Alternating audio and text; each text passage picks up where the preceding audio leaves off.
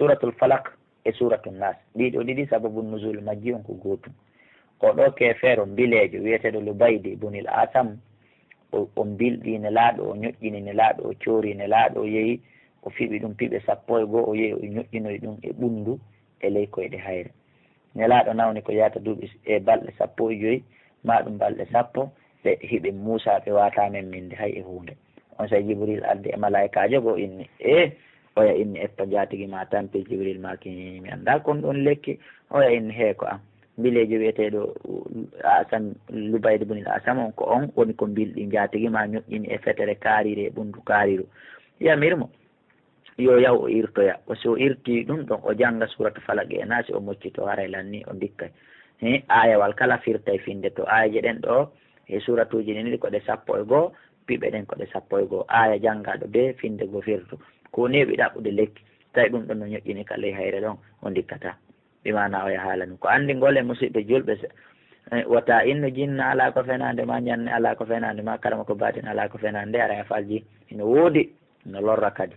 Yo Allah dande lorraji mun ene duruyaji min amina. Ko woni ko ya gomɗin ɗum lorratama si wona ko Allah hoddiri yo hewde. Haray ɗi suratuji ɗo ɗiɗi ko ñewdorɗi, ɗi ɗiɗi ko moccitorɗi, ɗi ɗiɗi e ɓul hu Allah adu ko jangeteɗi kadi watte kala wagutu. Allah dal ɓul wi a'udhu bi molori bi rabbil falaq jeeɗo ceekol subaka ngol min sharri immorde bone ma khalaqa mo o tagi. Woɓɓe go tafsir go inna wondiri jeyɗo ko ɗum woni ɓundu falaqi fo muɗum hino selli. min sharri immorde bone ma khalaqa mo tagi wa min sharri immorde bone ghasiqin muto soppito ida waqaba ko ɗum woni si yemma on niɓɓiti. molorimo yo dandan kadi ko wiyete kon on ɗon bone. wa min sharri immorde e bone annak fasate fiɓuɓe wutta wono Lubaydi ibnul Asam e ko nandita e mum cooro dandan bone ɓeɗo kadi fiɓuɓe wutta filu gadi e nder piɓe ñoƴƴina goɗɗo. wa min sharri immorde e bone hasidin kala gaño ida hasada so feññini ngaygu mum. Allah torkema min Abdoullahi Kala torkema dandan kala ayɓe an feññinanɓe langaygo ɓen hiɗa andi ɓe Allah dandan boneji maɓɓe ɗin.